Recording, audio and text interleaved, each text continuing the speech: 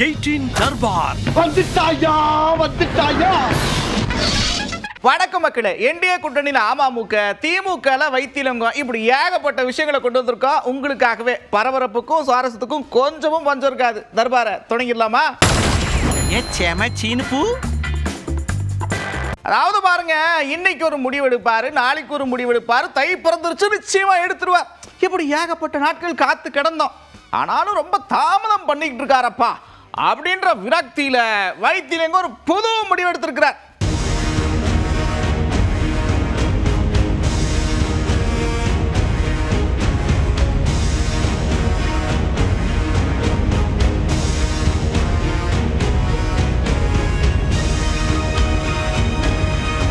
ஒரு பக்கம் முடிவெடுத்த அறிவாலயத்தில் அவர் ஐக்கியமாக, ஏன்னா நீங்க அங்க போவீங்க இங்க போவீங்கன்னு ஏகப்பட்ட பேச்சுலாம் அடிபட்டுச்சு, நீங்க இங்க வந்திருக்கிறீங்களே அதுக்கு என்ன காரணம் அப்படின்னு கேட்டோம். அதுக்கப்புறம் இன்னொரு விஷயத்தை சேர்த்தே சொல்லியிருக்கிறார். அதிமுக சர்வாதிகாரத்தின் பிடியில் இருக்குதப்பா அப்படின்னு சொல்லியிருக்கிறார். அண்ணா திராவிட முன்னேற்ற கழகம் திரு எடப்பாடி பழனிசாமி அவர்கள் தலைமையில் செயல்படுவது சிறந்ததாக இல்லை. இன்றைக்கு தமிழ்நாட்டினுடைய முதலமைச்சர் அவர்களை தமிழ்நாட்டு மக்கள் போற்றுகிறார்கள், புகழுகிறார்கள் என்றால் எல்லோருடைய தேவைகளை பூர்த்தி செய்யக்கூடிய திட்டங்களை அமுல்படுத்தி மக்களின் மனதில் தமிழ்நாட்டின் முதல்வர் அவர்கள் இருக்கின்றார்கள். நான் அண்ணா திராவிட முன்னேற்ற கழகத்திலிருந்து விலகினாலும் அண்ணா ஆரம்பித்த தாய் கழகமான திராவிட முன்னேற்ற கழகத்தில் என்னை இணைத்து கொண்டிருக்கின்றேன். திராவிட முன்னேற்ற கழகத்தில் இருந்து வந்தது தான் அண்ணா திராவிட முன்னேற்ற கழகம். திராவிட இயக்கம் அது தாய் கழகம். திராவிட கழகம் சமூக நீதி ஆரம்பித்தது, அரசியலுக்காக வேண்டி மக்களுக்கு சேவை செய்ய ஆரம்பித்தது திராவிட முன்னேற்ற கழகம். அதனால நான் திராவிட முன்னேற்ற கழகத்தில் இணைந்திருக்கேன். அதிமுகவா சுதந்திரமாக செயல்படலை, சர்வாதிகாரமாக செயல்படுகிறது. ஒரு பக்கம் வைத்திலிங்கம் திமுக ஐக்கியமாக, அங்க பாருங்க காட்சிகள் பிரமாதமா இருக்கு. பூங்கத்து சால்வா போடுறது ஒரே புன்னகை தான்.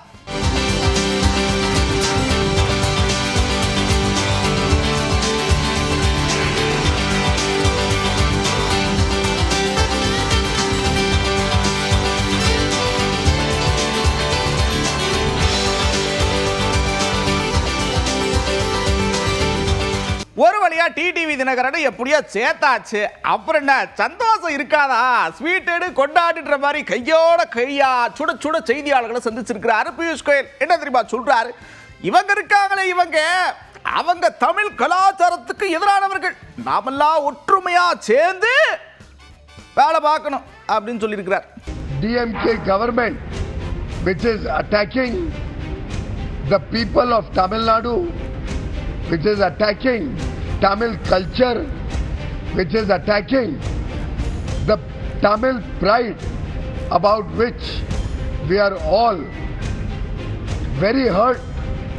We will all work together as one family and we will defeat the anti-Bharat, anti-India DMK alliance. அடுத்ததா ஏகப்பட்ட விஷயங்கள் உங்களுக்கு கண்ணு முன்னாடி வந்து போலாம்.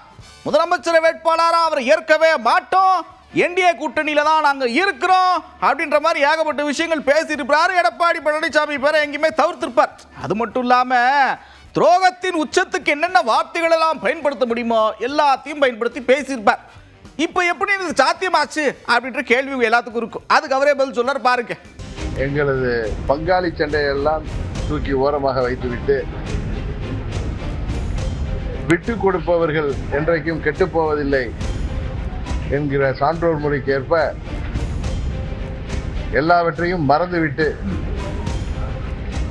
அம்மாவின் ஆட்சியை மீண்டும் தமிழ்நாட்டில் அமைக்க வேண்டும் என்பதற்காக 2021 மாண்புமிகு அமித்ஷா அவர்கள் எடுத்த முயற்சி அன்றைக்கு முடியாமல் போனதால் இன்றைக்கு தமிழ்நாட்டை வாட்டி வதைக்கின்ற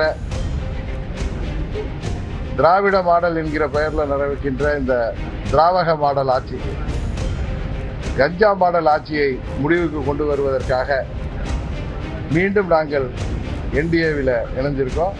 இந்த தேர்தலில் அம்மா மக்கள் முன்னேற்ற கழகத்தின் ஒவ்வொரு நிர்வாகியும் தொண்டரும் என்டிஏவின் வெற்றிக்காக தமிழ்நாடு முழுவதும் அவர்கள் ஓயாமல் உழைத்திடுவார்கள். உறுதியாக 21 தவறிய அம்மாவின் ஆட்சியை இந்த முறை நாங்கள் உறுதியாக தமிழ்நாட்டிலே உருவாக்கி காட்டுவோம் என்பதை இந்த நேரத்தில் நான் மகிழ்ச்சியோடு சொல்லிக் கொள்கிறேன். ஒரு வழியா நன்றி சொல்லிட்டாரப்பா.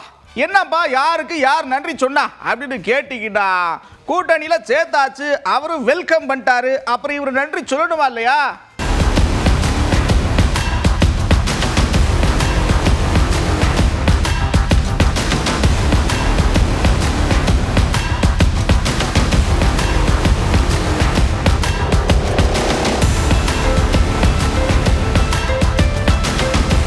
ஒரு பக்கம் கூட்டணியில கூடுதலா கட்சி சேருது, இன்னொரு பக்கம் பயங்கரமா தேர்தல் வேலைலாம் சூடு பிடிக்குது.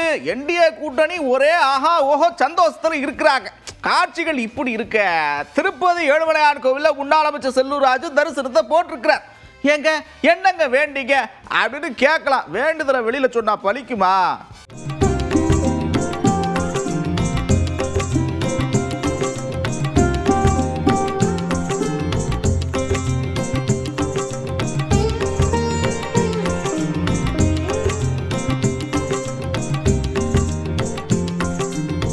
இப்படி பல பக்கமும் அரசியல் களம் பரபரப்பா காணப்பட ஐயா அமர்நாத் ராமகிருஷ்ணன் என்ன சொல்றாருன்னா, கீழடினாலே அப்படியே சிலருக்கு நடுங்கும், அப்படி நடுக்கத்தை கொடுக்கும். ஏன்னா அப்படிப்பட்ட தரமான சம்பவங்களை கீழடி பண்ணியிருக்கு, அப்பேற்பட்ட இடம் அது அப்படின்னு சொல்லியிருக்கிறார்.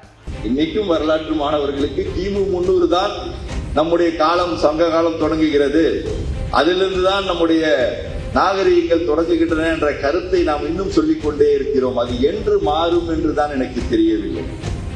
ஏனென்றால் பல ஆய்வுகள் தமிழ்நாட்டில் நடந்துள்ளன, பல ஆய்வுகளில் பல ஆதாரங்கள் நமக்கு கிடைத்துள்ளன.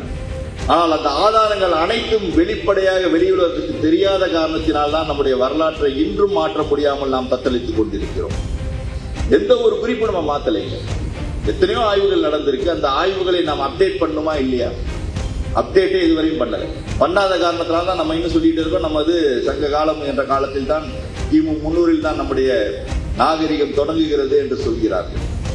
அந்த கருத்தை நாங்கள் மாற்றுகிறோம். அந்த கருத்தை மாற்றுகின்ற காரணத்தினால் தான் இத்தனை பிரச்சனைகளையும் நாங்கள் சந்தித்துக் கொண்டிருக்கிறோம். அதை பற்றி நாங்கள் கவலைப்படுவதில்லை. ஏனென்றால் உண்மையான கருத்துக்களை என்றும் எடுத்துச் சொல்ல வேண்டும் என்பதுதான் நீங்கள் ஆணித்தரமான கருத்தாக நாங்கள் இருக்கிறோம்.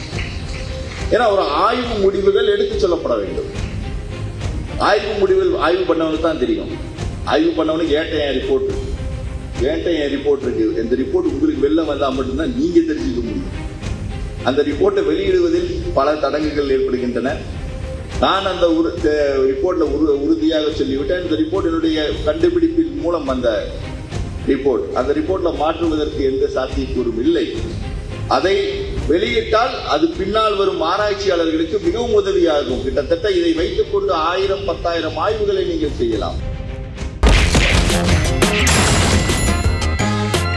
ஆனாலும் பார்த்துக்குங்க, அமமுக என்டிஏ கூட்டணியில் இணைஞ்சதுக்கு அப்புறம் பாஜக இருக்கிற எல்லாருக்கும் பயங்கர மகிழ்ச்சி. அக்கா வானதி ஸ்ரீனிவாசன் எவ்வளவு சந்தோஷத்தை பாருங்க, அவங்க முகத்துல பிரகாசத்தை பாருங்க. என்னென்ன சொல்றாங்க தெரியுமா? பாருங்க. ரொம்ப சந்தோஷம். திரு டிடிவி தினகரன் அவர்கள் அண்ணா திராவிட முன்னேற்ற கழகத்தோடு எனக்கு இருக்கக்கூடிய எத்தனையோ பிரச்சனைகள், ரொம்ப குறிப்பா எனக்கு பங்காளி சண்டையெல்லாம் நான் தூக்கி போட்டுட்டு இப்போது என்னுடைய முழு கவனம் என்பது தமிழகத்து மக்களுடைய நலனுக்காக, மீண்டும் அம்மாவினுடைய ஆட்சியை கொண்டு வருவதற்காக நாங்கள் வந்திருக்கோம் அப்படின்னு சொல்றது எங்களுக்கு மகிழ்ச்சி அளிக்கக்கூடியதாக இருக்கு. அதுவும் இல்லாம நரேந்திர மோடிஜி அவர்களே உள்துறை அமைச்சர் திரு அமித்ஷாஜி வாயிலாக அவர் அழைப்பு கொடுத்து நாங்க சேர்ந்திருக்கோம். ரொம்ப தெளிவா உங்க முன்னால தான் சொல்றாரு, நான் சந்தோஷமா இருக்கேன்னு. அதே போல என்டிஏ அலையன்ஸோட லீடர் ஹியர், ஏடிஎம்கேவோட லீடர் திரு எடப்பாடி பழனிசாமி அவர்களும் அதை சந்தோஷமாக வரவேற்றிருக்கிறார். Really it's a good day for NDA and also good day for Tamil Nadu people. எல்லாம் திட்டம் போட்டபடி தான் நடந்துகிட்டு இருக்கு. ஒரு பக்கம் அதிமுக பாமக சந்திப்பு எல்லாம் முடிஞ்சிச்சு, இன்னொரு பக்கம் பாஜக தலைவர்களை சந்திச்சு அமமுக சந்திப்பு எல்லாம் முடிஞ்சு. அடுத்து தேமுதிக என்ன பண்ண போறீங்க, என்ன எப்ப பேச்சுவார்த்தை தொடங்க போகுதா, என்ன நிலையில் இருக்கு அப்படின்ற மாதிரி கேட்டிருக்கோம். அதுக்கு அவங்க பதில் சொல்லியிருக்கிறாங்க. இது முழுவதுமாக மத்திய அமைச்சர் திரு பியூஷ் கோயல் அவர்கள் தான் ஹேண்டில் பண்ணிட்டு இருக்காரு. அதனால அவர் எந்த நேரத்தில் அந்த முடிவுகள் அறிவிக்கப்படுகிறதோ அப்ப பார்க்கலாம். இப்போ பாமக அதிமுக பொதுச் செயலாளர் முன்னிலையில போயிட்டு கூட்டணி ஒப்பந்தம் செய்து கொண்டாங்க. ஆனால் வந்து டிடிவி தினகரன் பியூஷ் கோயல் அவங்களை சந்திக்கிறதுக்கான காரணம் என்ன? ஏன்னா கூட்டணியுடைய தலைமை தமிழ்நாட்டை பொறுத்தளவுக்கு அதிமுக தான் சொல்லியிருந்தீங்க. இந்த வித்தியாசம் என்ன? இதுல வித்தியாசம் ஒன்றும் கிடையாது. என்டிஏ அலையன்ஸ்ங்கிறது ஒண்ணுதான். அதனால இதெல்லாம் நான் வரக்கூடிய காலத்துல இதெல்லாம் நடக்கும். சந்திப்புகள் நடைபெறும். எல்லா சந்திப்பும் நடக்கும். எல்லாம் ஒரே மேடையில தான் இருக்க போறாங்க. அடுத்ததா அந்நியார் என்ன சொல்றாங்க அப்படின்னா, எப்பா உங்களுக்கு கொடுக்குற தகவல் யார் கொடுக்குறாங்கன்னு சொன்னீங்கன்னா எங்களுக்கும் கொஞ்சம் சௌரியமா போகும் பார்த்துங்க. பியூஷ் கோயல் எங்களை சந்திக்க வராருன்னு நீங்களா சொல்றீங்க. அப்படி ஒன்றும் நடக்கலையப்பா. எங்களை யாரும் தொலைபேசியில் தொடர்பு கொண்டும் பேசல, எங்களை சந்திக்கிறதுக்கு முயற்சியும் நடக்கல அப்படின்னு சொல்லியிருக்கிறாங்க. அவர் வந்திருக்காரு, எங்களோட பேசுறாரு, நீங்க தான் போடுறீங்க. எங்களுக்கே இன்னும் தகவல் வரல. யார் உங்களுக்கு தகவல் கொடுக்குறாங்க? கொஞ்சம் சொன்னீங்கன்னா நல்லா இருக்கும். இதுதான் உண்மை. இன்னும் நான் இப்ப இங்க தான் நிக்கிறேன் தலைமை அலுவலகத்தில். எங்களை சுத்தி எங்க கழக நிர்வாகிகள் இருக்கேன். எங்களுக்கே அந்த மாதிரி ஒரு நியூஸ் இப்ப இந்த நிமிஷம் வரைக்கும் வரல. யாரும் எங்களை அணுகவும் இல்லை, எங்களுடன் தொலைபேசியிலையும் தொடர்பு கொள்ளல. ஏன்னா அவர் எதற்கு இங்க வந்திருக்காரு என்பது கூட எங்களுக்கு தெரியாது. இதுதான் உண்மை. எனவே உண்மை நிலையை நீங்க போடணும்னு சொல்லி நான் கேட்டுக்கிறேன். அழைப்பே வரலைங்கிறப்ப இல்ல, அது நான் சொல்ல முடியாதுல்ல. ஏதோ நடக்காத ஒரு விஷயத்திற்கு நீங்க என்ன பதில் சொல்றீங்க. அதனால அதற்கு இப்ப பதில் சொல்ல முடியாது. இந்த நிமிஷம் வரைக்கும் அப்படி கிடையாது. அதுதான் உண்மை. அதுதான் ஒரு தெளிவு. நாங்க என்னைக்கு அதிகாரப்பூர்வமா சொல்றோமா அதுதான் சரி. அது வரைக்கும் யூகங்களுக்கெல்லாம் பதில் சொல்ல முடியாது அப்படின்ட்டாங்க. முடிவு எடுக்கலன்னா எங்க கட்சிக்குள்ள நாங்க கலந்து ஆலோசிச்சிருக்கோம். புரியுதுங்களா? முடிவு எடுத்துட்டோம்னா எங்க மாவட்ட கழக செயலாளர் மீட்டிங் நடந்தது இல்லையா, அவங்களோட பேசி எப்படி ஒரு டிசிஷன் எடுக்கணும் என்பதை அவங்க கருத்துக்களை நான் கேட்டிருக்கிறேன். உங்களுக்கு தெளிவாவே சொல்லியிருக்கேன். ஒரு ஃபார்ம் கொடுத்தோம். அவங்க எந்த கூட்டணிக்கு போகணும் டிக் பண்ணி கொடுத்துருக்காங்க. கீழே ஒப்பீனியனும் கொடுக்க சொல்லியிருக்கோம். அவங்க ஒப்பீனியனையும் அவங்க விருப்பம் யாருடன் செல்லணும் என்பதை கொடுத்திருக்காங்க. சோ அது நாங்க கலந்து ஆலோசிச்சிருக்கோம். ஒரு டிசிஷன் எப்போ வரும்னா, ஒரு கூட்டணி என்பது அந்த கட்சிகளோட பேசி அவங்க தலைமை யார் இருக்காங்களோ அவங்க அறிவிக்கும் போது, இங்க தலைமை கழகத்துல நாங்க அறிவிக்கும் போது அது ஆதாரபூர்வமானது, அபிஷியலானது. அதற்கு முன்னாடி வருகின்ற செய்திகள் எல்லாமே உண்மைக்கு புறம்பானவை என்பதை மட்டும் நீங்கள் புரிந்து கொள்ள வேண்டும் என்று கேட்டுக்கொள்கிறேன். அடுத்ததா இந்த கூட்டணி தொடர்பா திராவிடர் கழக தலைவர் வீரமணி என்ன சொல்றாரு அப்படின்னா, பாருங்க, கூட்டணிக்கு போனா ஜாலியா இருக்கலாம், கூட்டணிக்கு போகலன்னா வழக்கு வரும். யாரா இருக்கலாம் வழக்கு மேல பயம் இருக்கோ அவங்கெல்லாம் கூட்டணிக்கு போவாங்க, அதுதான் கணக்கு அப்படின்னு சொல்லியிருக்கிறார். அதாவது அவர் அதுக்கு முன்னாலெல்லாம் என்னென்ன பேசினார், யார் யாரை மாற்றணும், யார் யாருடைய தலைமை போகணும்லாம் சொன்னார். எல்லாமே அந்த திரிசூலத்தினுடைய மகிமை. திரிசூலத்தின் மகிமை அவ்வளோதான். தவிர யார் யார் மேலெல்லாம் வழக்கு இருக்கோ, யார் யாரெல்லாம் வெளியில் வரணும்னு நினைக்கிறார்களோ அவர்களெல்லாம் கூட்டணியை நோக்கி போவார்கள். கூட்டணியை நோக்கி வராதவர்களெல்லாம் வழக்கு வரும் என்று மிரட்டல் இருக்கிறது. எனவே தான் அவருடைய நிலைப்பாட்டை தாராளமாக புரிந்து கொள்ளலாம். எனவே தான் நேற்றைக்கு ஒரு நிலைப்பாடு, இன்றைக்கு ஒரு நிலைப்பாடு இருக்குல்ல, ஒரே பாடு, அவர் பட்ட பாடு இருக்கிறது. அதுதான், வேற ஒன்று கிடையாது. அடுத்ததா ஒரு முக்கியமான பாயிண்ட சொல்றாரு. என்னன்னா, பிரதமர் நரேந்திர மோடி தமிழ்நாட்டுக்கு வந்தா நல்லது தானப்பா அப்படின்னு சொல்றாரு. என்னங்கயா சொல்றீங்க, நீங்க மாறுபட்ட கருத்துல இருக்கிறீங்க, இப்படி சொல்றீங்களேன்னு மறுபடியும் கேட்க அவர் என்ன சொல்றாருன்னா, எப்பா பூவெல்லாம் அள்ளி அள்ளி வீசுவாங்க, பூ வியாபாரம் நல்லா நடக்கும், வியாபாரிகளாம் சந்தோஷமா இருப்பாங்களா இல்லையா அப்படின்னு கேட்கிறாரு. அவன் ஏற்கனவே பல முறை கொண்டு வந்துட்டார் தமிழ்நாட்டில். ஆகவே தான் மோடி வர்றதுனால என்ன லாபம்னா, ஒரு பெரிய ரோட் ஷோ நடத்துவார், நிறைய பூக்களை கொட்டுவாங்க. நம்ம பூக்கள் வியாபாரிகளுக்கு நல்ல லாபம் வரும். ஆகவே பூத்தொழில் நன்றாக சிறப்பாக இருக்கும். மதுரை மல்லிகை விலை ரொம்ப அதிகமாகிடும். நன்றி, வணக்கம். இப்படி கூட்டணி தொடர்பாக ஆளாளுக்கு ஏகப்பட்ட விஷயத்த சொல்லிக்கிட்டு இருக்கேன். அண்ணன் செல்வ பிறந்தக என்ன சொல்றாருன்னா, இது ஒரு இயற்கையான கூட்டணியா இல்லைங்க, பொருந்தாத கூட்டணி. என்னென்ன வார்த்தையை பேசியிருப்பார் முன்ன, கொஞ்சம் அப்படி யோசிச்சு பாருங்க. அவருக்கு செட்டே ஆகாது, அப்புறம் எப்படி ஒரே கூட்டணியில் பயணம் பண்ணுவாங்க, இதெல்லாம் சரியா வராது அப்படின்றார். அது ஒரு இயற்கைக்கு முரணான கூட்டணி, தமிழ்நாட்டு மக்களால் நிராகரிக்கப்பட்ட கூட்டணி. ஒருபோதும் தமிழ்நாட்டு மக்கள் அந்த கூட்டணியை ஏற்றுக்கொள்ள மாட்டார்கள்.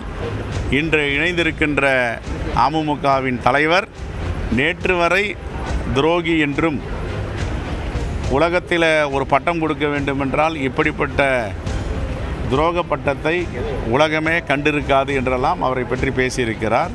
இப்பொழுது எப்படி அவரோட அரசியல் செய்ய போகிறார், எப்படி அவரோட களம் மேடை ஏறப் போகிறார், வாக்கு கேட்க போகிறார் என்ற கேள்வியெல்லாம் மறுபுறம் இருக்க இன்று கூட்டணியில் சேர்ந்தவுடன் என்டிஏவில் அவருடைய பெயரை சொல்லுவதற்கே தவிர்க்கிறார். ஆகவே இந்த கூட்டணி தமிழ்நாட்டு மக்களால் நிராகரிக்கப்பட்ட என்டிஏ கூட்டணி. மோடி ஒரு முறை இல்லை 100 முறை வந்தாலும் தமிழ்நாட்டு மக்கள் ஏற்றுக்கொள்ள மாட்டார்கள். பாருங்கப்பா, எங்களுக்கெல்லாம் இப்படியான வரலாறு கிடையாது, நாங்களாம் இப்படி பண்ணதே கிடையாது. பாருங்க, சமக்கர சிக்ஷா அபியான் படிக்கிற பசங்களுக்காக கொடுக்குற நிதி, அதை கொடுக்காம இப்படி பண்றாங்களே, இதெல்லாம் சரியா இருக்கா சொல்லுங்க அப்படின்னு கேட்கிறார். தமிழ்நாட்டு ஒரு தலைமுறையை உருவாக்குகின்ற துறை பள்ளிக்கல்வித்துறை. இந்த பள்ளிக்கல்வித்துறைக்கு சேர வேண்டிய 3400 கோடி ரூபாய், அந்த 3400 கோடி ரூபாயை ஏன் இன்னும் கொடுக்க மறுக்கிறார்கள்? தமிழ்நாட்டு மக்களை அடிபணிய வைக்க வேண்டும் என்று நீங்கள் மும்மொழி கொள்கையை ஏற்றுக்கொள்ள வேண்டும், புதிய கல்விக் கொள்கையை ஏற்றுக்கொள்ள வேண்டும். அப்படி என்றால் இதற்கு என்ன பொருள்? தமிழ்நாட்டு மக்கள் நான் போடும் நிபந்தனையை ஏற்றுக்கொண்டால் நான் பணம் கொடுப்பேன். இதுக்கு முன்னாடி காங்கிரஸ் ஆட்சியில் எந்த நிபந்தனையும் போடலை. இனி இதை ஏற்றுக்கொண்டால் உனக்கு பணம்னு சொல்லலை. ஆகையால் இப்படிப்பட்ட நிபந்தனைகள் தமிழ்நாட்டு மக்களை அவமானப்படுத்துவது, தமிழ்நாட்டு மக்களுடைய வரி பணத்தை இரத்தமும் வேர்வையும் சிந்தி கொடுக்கின்ற ஜிஎஸ்டி பணத்தை எங்களுடைய பங்களிப்பு, எங்களுடைய உரிமை தொகையை கொடுக்க மறுதளிப்பது, இப்படி தமிழ்நாட்டை வஞ்சித்து விட்டு தமிழ்நாட்டு மக்களை அவமானப்படுத்தி விட்டு எப்படி பாஜக அதிமுக வாக்கு கேட்கும்? ஆகையால் தமிழ்நாட்டு மக்களிடம் வாக்கு கேட்பதற்கு எந்தவித முகாந்திரமும் இவர்களுக்கு இல்லை. முறியடிக்கப்பட்டவர்கள், நிராகரிக்கப்பட்டவர்கள் என்றுதான் தமிழ்நாட்டு மக்கள் என்று பேசுகிறார்கள். ஆகவே பாஜக அதிமுக கூட்டணி என்பது நிராகரிக்கப்பட்ட கூட்டணி. இப்படி ஆளாளுக்கு கூட்டணி, தேர்தல், சீட்டுன்னு போய்கிட்டு இருக்கு. தைலாபுர தோட்டத்தில் என்னதான் நடக்குது அப்படின்ற மாதிரியும் அருள் எம்எல்ஏட்ட கேட்டிருக்கிறோம். அதுக்கு அவர்கிட்ட சொன்னார்னா, ஐயா கிட்ட ஏகப்பட்ட பேர் பேசிக்கிட்டு இருக்கிறாங்க, எப்போ வேணா சுட சுட நல்ல செய்தி வரும் அப்படின்றார். கூட்டணி குறித்து அனைத்து முடிவுகளும் எடுக்கக்கூடிய ஒரு தலைவர் மருத்துவர் ஐயா அவர்கள். பாட்டாளி மக்கள் கட்சியினுடைய கூட்டணி, அதை வெற்றி கூட்டணி அமைப்பார். அந்த ஐயா அவர்கள் யாரோடு கூட்டணியில் சேர அவர் தான் முதலமைச்சர் என்று சொல்லுகிறோம். அந்த மாதிரியான கூட்டணியை அமைப்பார், விரைவில் அமைப்பார். இதுக்கு மேலே எங்களால் எதுவும் சொல்ல முடியாது. அதாவது தொடர்ந்து வேலை செஞ்சா டயர்ட் ஆகுமா இல்லையா, பொறுமையாக ரெஸ்ட் எடுத்து செய்வோம் அப்படிங்கிற மாதிரி தஞ்சை பக்கம் 4 கடை பூட்டை உடச்சி ரெஸ்ட் எடுத்து திருடிட்டு போயிருக்கிறாங்க. காட்சிகள்லாம் வெளியாக இருக்குது.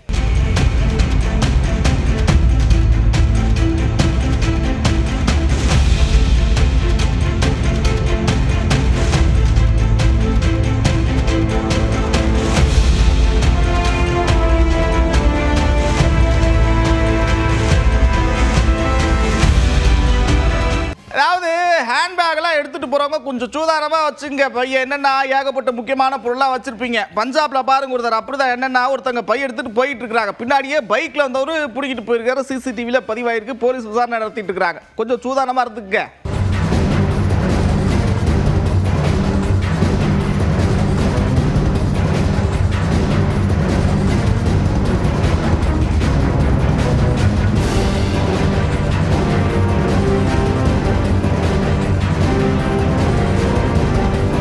ரொம்ப கொடுமையான ஒரு சம்பவம் உத்தரப்பிரதேசத்தில் நடந்திருக்கு. குழந்தை மேலே காரை ஏற்றிட்டு போயிருக்கிறாங்க. இதில் விஷயம் என்னென்னா, காரை ஏற்றிட்டோன்னு கார் ஓட்டுனவருக்கு தெரியல. அப்போ எந்த அளவுக்கு கவனமாக ஒரு காரை ஓட்டியிருப்பாருன்னு பார்த்துங்க. இந்த விபத்தில் குழந்தை உயிரிழந்திருக்கு. தயவு செஞ்சு கார் ஓட்டுறவங்க கூடுதல் கவனத்தோடு ஓட்டுங்க.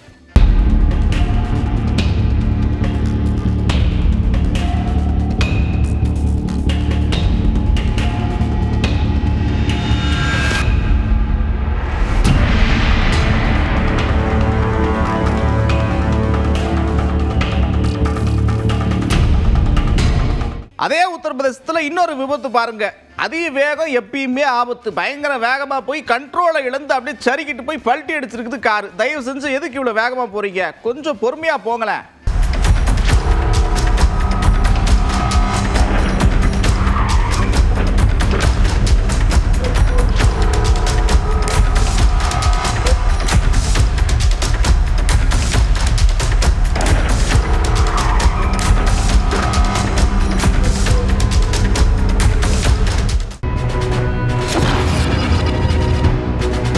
இப்படிலாம் தெரிஞ்சிருந்துச்சுன்னா அன்னைக்கே வீட்டில் இருந்த நகையெல்லாம் விற்காம வச்சிருக்கலாமே அப்படின்னு நிறைய பேர் தங்க நகை விற்றவங்களாம் கஷ்டப்பட்டு இருப்பீங்க. ஏன்னா அப்படி இருக்கு, போய்கிட்டே இருக்கு, இறங்க மாட்டேங்குது. கல்யாண சீசன் வேற வந்துருச்சு, தை மாதம் பிறந்துருச்சு. கல்யாணம் வச்சிருக்கிறவங்களா என்ன பண்ண போறீங்க? ஒரு பெரிய கேள்வியா இல்லையா? இதை மக்கள் கிட்ட கேட்டிருக்கோம். மக்கள் பல விதமான கருத்துக்களை சொல்லியிருக்கிறாங்க. பாப்போமா? ஒருவேளை சாப்பாடுக்கே கஷ்டப்படுறவங்க எப்படி 1 கிராம் நகை எடுக்க முடியுது? இன்னைக்கு நிலைமைக்கு எடுக்க முடியாது. கண்டிப்பா மிடில் கிளாஸ்க்கு எல்லாமே ஒரு பெரிய பாதிப்பு. நாங்க இல்லாதவங்க ஏழை மக்கள் எப்படி பணக்காரங்க வாங்குவாங்க, நாங்க ஏழை மக்கள் எப்படி சார் வாங்க முடியும்? கூலி வேலைக்கு போறவங்க எல்லாம் எப்படி பொண்ணுங்களை கரையத்த போறாங்கன்றது ரொம்ப மனசு கஷ்டமா இருக்குது. நாங்க என்ன ஒரு நாளைக்கு எங்களுக்கு 200 ரூபாய் கூலி, இந்த மாதிரி இருந்தா நாங்க எப்படி சாப்பிடுவோமா, இல்ல சேர்த்து வச்சு பிள்ளைங்களுக்கு நகை வாங்கி போடுவோமா? இன்னும் இது மேல கூடுமா குறையுமா அப்படின்னு எதை யோசிக்கிறோம். விலை உயர்வை பார்த்தாவே மனுஷாளுக்கு ஆட்டத்துக்கு வந்துருப்பா. இந்த காலத்துல நகை இருந்தாதான் பொண்ணு வேணுங்காங்க. வெள்ளி விலை அதுக்கு மேல அதிகமாகி போயிட்டே இருக்கு. ஒரு சின்ன மூக்குத்தி கூட இப்ப வாங்க முடியாத நிலைமையில இருக்கு. கொஞ்சம் சேர்க்கணும்னு நினைக்கிறவங்க, ஒரு முதலீடா வச்சுக்கணும்னு நினைக்கிறவங்களுக்கெல்லாம் இது நெருங்க கூட முடியாத அளவுக்கு உயரத்துக்கு போயிருச்சு. நடுத்தர மக்கள் எல்லாம் இனி வாங்குற நிலைமையில தங்கமே இல்லைங்க. வசதி இருக்கவும் செய்வோம், வசதி இல்லாதவங்க என்ன செய்வாங்க சொல்லுங்க? முதல்ல 50 ரூபா 60 இருந்துச்சு, 5000 10,000 ஏறிட்டு இருந்துச்சு. அப்போ எடுக்க முடியாத சூழ்நிலை எடுக்கல. இன்னைக்கு எடுக்கணும்னு நினைச்சாலும் எடுக்க முடியாததா இருக்குது. இல்லை, இது வரைக்கும் நாங்கள் நினச்சி பார்த்தது கூட கிடையாது. நினச்சி பார்க்காத விலை 50-60 தான் இருக்கும்னு நினைச்சாங்க 2020-2021. ஆனால் இந்த மாதிரி 1.5 லட்சம் ஏறும் யாரும் கனவு கூட நினைச்சு பார்க்க முடியாது. பேங்க்ல அடமானம் வச்ச நகைக்கே கால் பண்ணி மேற்கொண்டு பணம் வாங்கிடலாம் கேட்குறாங்க. அப்போ அந்த நகையும் நமக்கு இருக்குமா இருக்காதா அப்படின்ற அளவுக்கு ஒரு பயத்தை கொடுக்குது. இந்த நகை விலையேற்றம்ங்கிறது ஒரு பயத்தை தான் கொடுக்குது. இப்படியே போச்சுன்னா தங்கங்கிறது நம்ம வருங்காலத்துல காதால கேட்கற ஒரு வார்த்தையா தான் இருக்கு. கண்ணுல பார்க்க முடியாத ஒரு பொருளா அது போயிருமாச்சு. ரெண்டுக்குள்ள 2 லேக் தொடுன்னு சொல்லி நியூஸ்லாம் வருது. ஆனா அப்படிலாம் போச்சுன்னா மக்கள் பாவம். இதுக்கு அரசாங்கம் ஏதாச்சும் செய்யணும்ப்பா, கண்டிப்பா செய்யணும். தங்க விலை கொஞ்சம் குறைஞ்சா ரொம்ப நல்லா இருக்கும். அப்புறம் பாருங்க, வெரோனிகான்னு ஒரு 13 வயசு பொண்ணு. என்னப்பா அப்ப அந்த பொண்ணுக்கிட்ட அந்த பொண்ணு தனக்கு தானே முதுகெல்லாம் சுரிஞ்சுக்குது, எல்லா வேலையும் அந்த பொண்ணே பண்ணிக்குது. ஏப்பா இது என்ன ஆச்சரியமா அப்படின்னு கேட்டீங்கன்னா பாருங்க, நீங்களும் ஆச்சரியப்பட்டு போய்.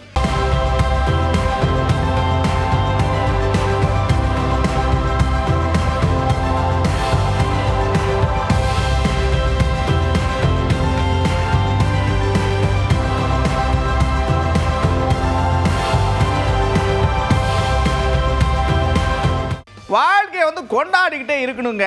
காலநிலை அதுக்கேற்ற மாதிரி நம்ம மாறிக்கணும். எதுக்கு சொல்றேன்னா, ரஷ்யால கடுமையான பனிப்பொழிவு ஒரு பக்கம் இயல்பு வாழ்க்கை பாதிப்பு, இன்னொரு பக்கம் மக்கள் அதை எப்படி திரும்ப கொண்டாடுறாங்க, படகோட்டி கொண்டாடுறாங்க.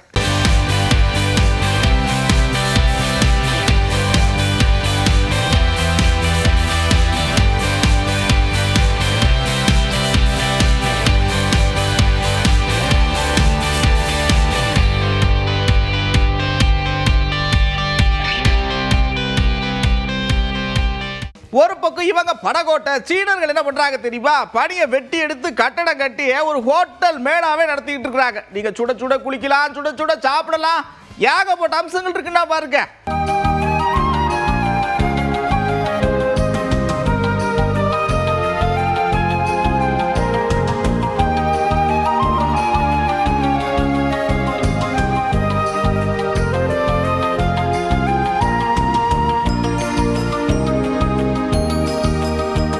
அப்புறம் என்ன, ஜாலியா சிரிச்சுட்டே ரசிச்சே பார்த்துருப்பீங்க. ஆனா கடை முறை நேரம் வந்துருச்சு. மறுபடியும் இதே மாதிரி ஒரு தர்பார்ல உங்களை சந்திக்கிறேன். அதுவரை விடைபெறுவது நான் நந்தா. இது 18 தர்பார். 18 தர்பார் வந்துட்டாயா.